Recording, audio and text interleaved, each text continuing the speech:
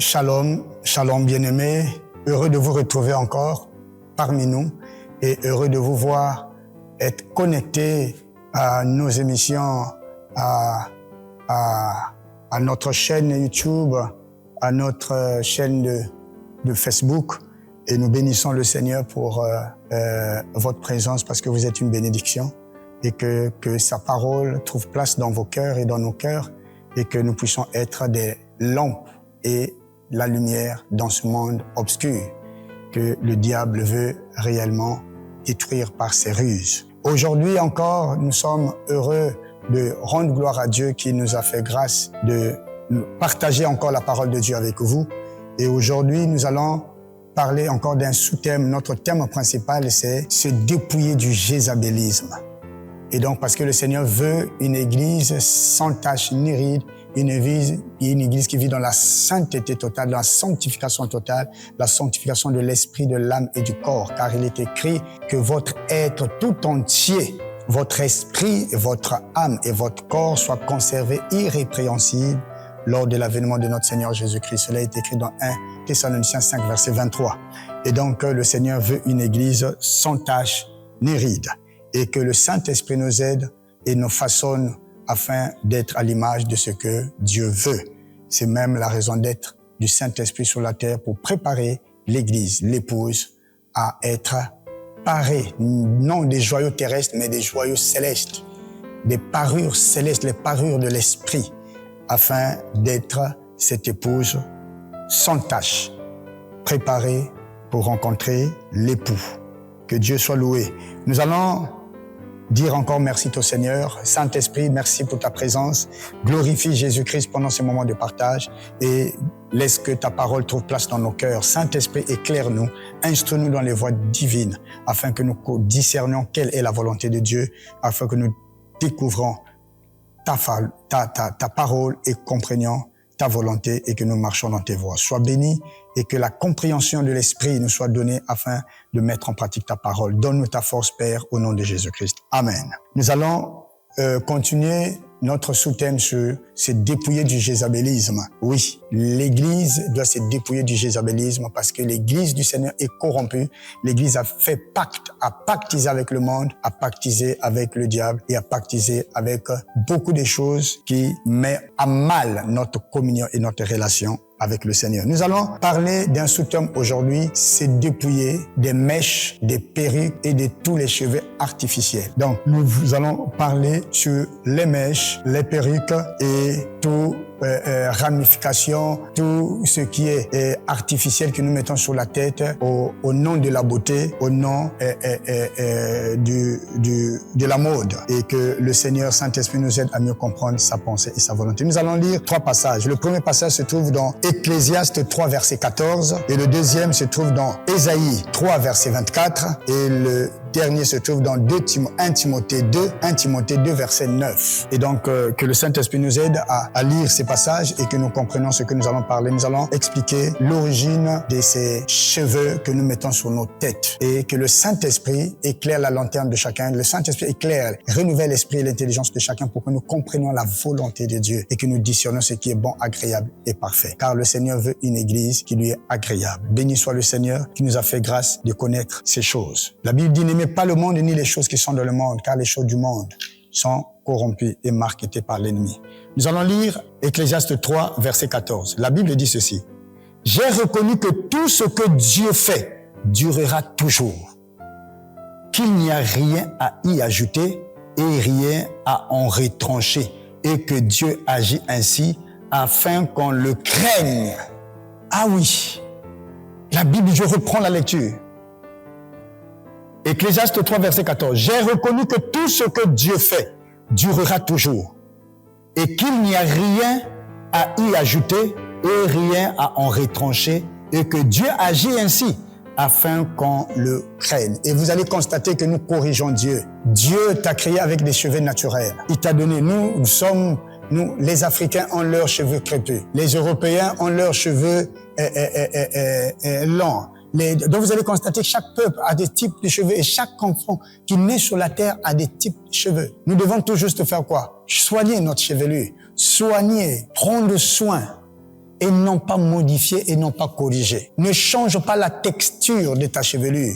Ne change pas la forme et la qualité de ta chevelure. Ne teinte pas tes cheveux car tu corriges Dieu. Dieu qui a voulu que tu aies des cheveux noirs, il veut que ça soit noir. Dieu qui a voulu que tu aies des cheveux blancs, que ça reste blanc. Dieu qui a voulu que ça soit des cheveux, je sais pas quelle couleur, marron, chocolat, beige, peu importe. Ce que Dieu a fait est bon. Rien n'est à y retrancher, rien n'est à ajouter. Car tout ce que Dieu fait est bon. Et lorsque nous prenons la résolution de changer, de modifier, de corriger, bien aimé, nous nous opposons à la volonté parfaite de Dieu parce que ça, c'est pas la volonté de Dieu. Le passage que nous venons de lire montre que Dieu fait toutes choses bonnes et toutes choses parfaites. Et ce qu'il fait durera toujours. Ce qu'il fait reste inchangeable, immuable. Si Dieu a choisi que tu naisses africain avec des cheveux crépus, prends soin, nettoie, lave ta chevelure pour éviter la saleté, pour éviter ce qu'on appelle les pédicules, je ne sais pas, je sais pas comment vous appelez ça. Mais que ce soit les hommes tout comme les femmes. Les hommes teintent leurs cheveux. Les femmes teintent leurs cheveux. Ils changent la texture les uns.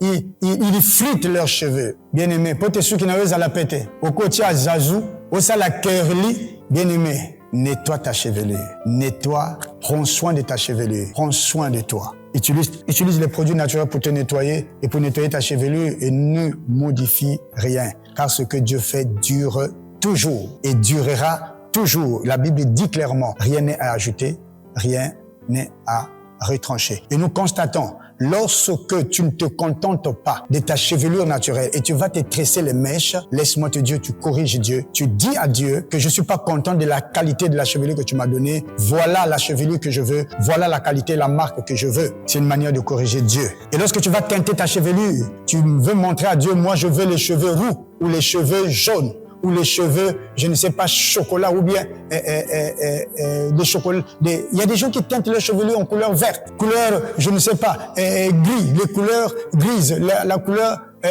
violette. Bien aimé, lorsque nous faisons ces choses, nous retranchons et nous ajoutons. Et nous rendons compte au propriétaire de ce corps. Nous ne nous appartenons pas. Nous appartenons à celui qui est mort et ressuscité, à Jésus-Christ le Seigneur. Nous sommes son temple, nous sommes sa demeure, nous sommes sa propriété, nous sommes l'œuvre de ses mains. Et Jésus-Christ demandera des comptes à chaque être humain qui change la texture, qui change et modifie ce que lui, il a créé et ce que lui, il a mis en place. Cher bien-aimé, ton salut en dépend. Et tu veux mettre à mal ton salut à cause des jézabélismes, à cause des mèches, à cause des perruques. Bien-aimé, Dieu nous interdit cela. 1 Timothée 2, verset 9. 1 Timothée 2, verset 9 dit ceci. La Bible dit, « Je veux qu'aussi les femmes vêtues d'une manière décente, avec pudeur et modestie, ne se parent ni de tresses, ni d'or, ni de perles, ni d'habits somptueux. » Chers bien-aimés, comme je le disais dans le livre de 1 Timothée 2, verset 9, la Bible dit que les femmes vêtues de manière décente ne se parent ni de tresses.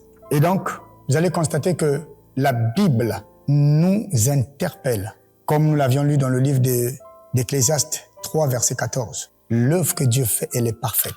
Lorsque nous utilisons les mèches, nous tressons. Les autres, c'est les arabes, c'est les écailles, peu importe la forme et la qualité de la coiffure que vous mettez sur votre pure chevelure.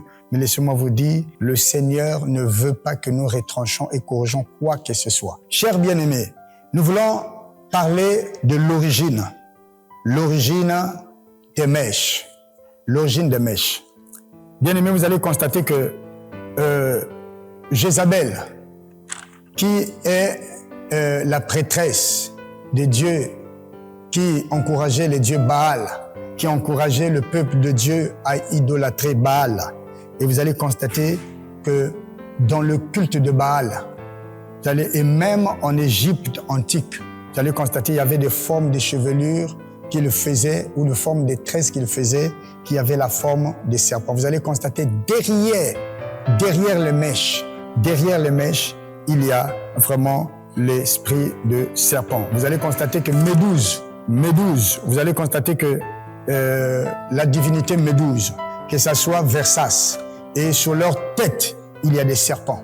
Et vous allez constater que c'est une représentation, une divinité de Dieu serpent. Et donc vous allez constater que tous ceux qui se tressent les chevelures et tous ceux qui ont des mèches et des ramifications, eh bien, ils s'identifient à cette divinité qu'on appelle Méduse ou Versas, qui a des serpents sur leur tête.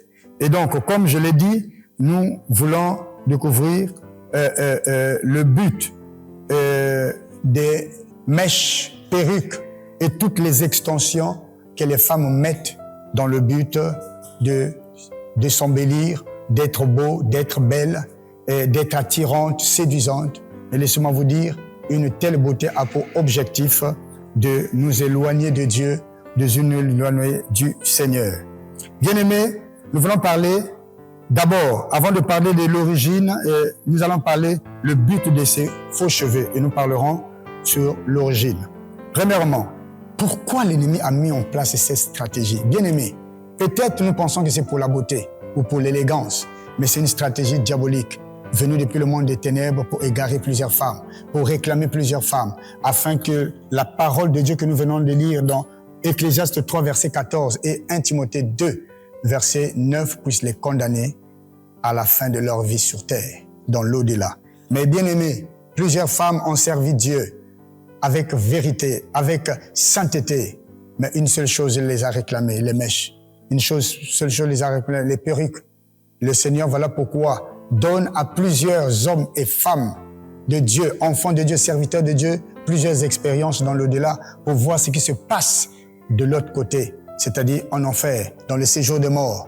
Comment est-ce que les femmes sont tourmentées, torturées à cause des mèches parce que pour avoir corrigé Dieu, parce que la Bible interdit de ne rien ajouter et de ne rien retrancher, parce que tout ce que Dieu fait durera toujours. Bien-aimés, pour le but des faux cheveux, premièrement, lorsque vous mettez ce qui est faux sur votre tête, lorsque vous mettez ce qui est artificiel sur votre tête, c'est une manière de corriger Dieu et de retrancher et d'ajouter et de dire à Dieu, Seigneur, nous ne sommes pas contents de ce que tu nous as donné, nous ne sommes pas satisfaits de ce que tu nous as donné, voilà ce qui nous satisfait, voilà ce que nous avions besoin, voilà ce qui nous rend heureux ou heureuses. Et voilà pourquoi les gens changent la texture de leur chevelu, ils teintent leur chevelu, ils mettent des mèches, ils mettent des perruques, ils mettent même parfois des chapeaux chevelus pour corriger Dieu, pour montrer leur mécontentement devant le Créateur qui fait toutes choses de manière parfaite.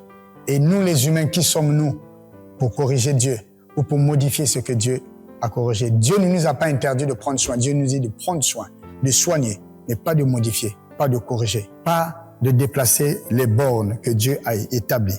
Donc, le premier but des faux cheveux, lorsque tu utilises les faux cheveux, regardez, écoutez bien aimé, pour le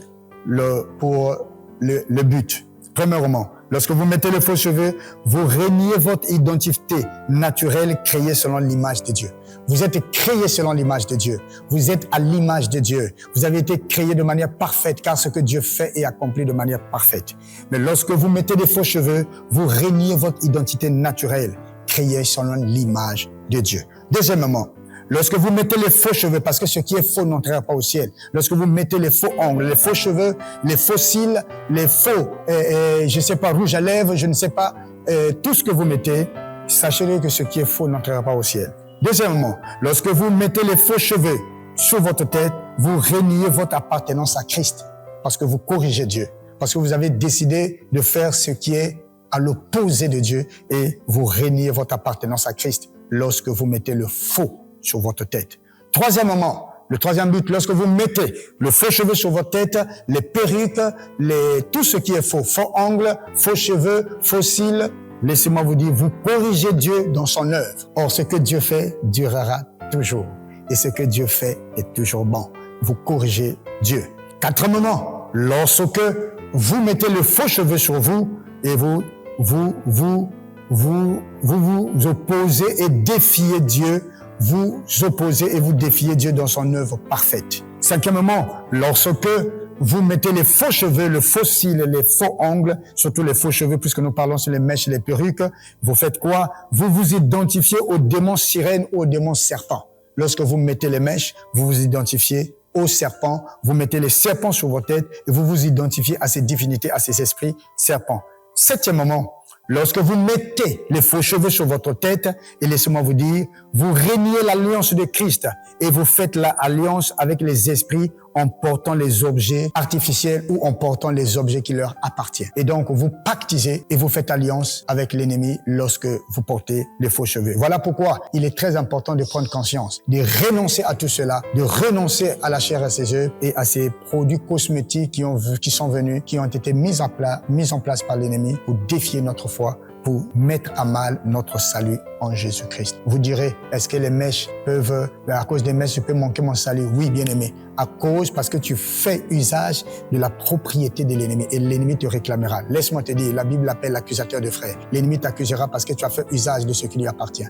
Et Dieu veut que nous renonçons à tout cela et que nous nous dépouillons du jézabélisme sur ce qui concerne les perruques, les cheveux, pour ce qui concerne les extensions et tout ce qui n'honore pas Dieu. Pour ton bien, la Bible dit, repentez-vous. Et c'est dans l'ignorance que nous avons agi. Repentons-nous, revenons à Jésus et il reviendra à nous, il nous fera grâce. Parce que l'œuvre de la croix a encore de l'effet. L'œuvre de la croix est une œuvre de grâce et le Seigneur veut nous pardonner de tout péché et de toute ignorance. Au nom de Jésus, soyez bénis. Amen.